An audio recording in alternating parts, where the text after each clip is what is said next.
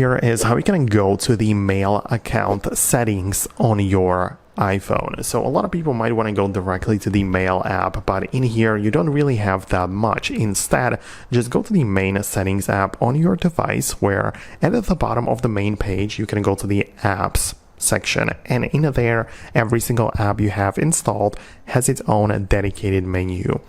And you can go below, scroll through them, and find the M for all of the apps which start with the letter M, and there's going to be the mail app most definitely.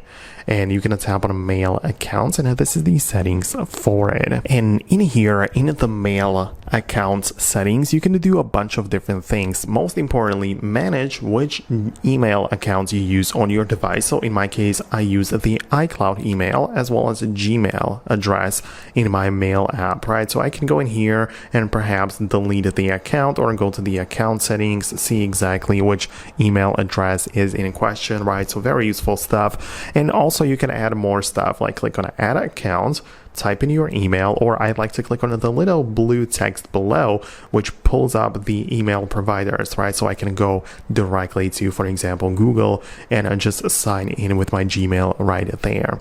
So that's what you can do in here. And also below you have the fetch new data section, which essentially lets you change the way the data or new emails are loaded on your iPhone.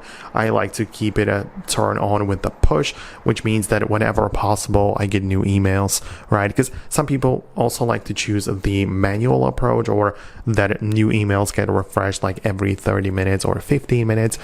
If you prefer it that way, okay, but I like to enable it with the push option at the top. But that's essentially it. This is the mail accounts settings menu. Thanks a lot for watching, and I'll catch you later in the future uploads.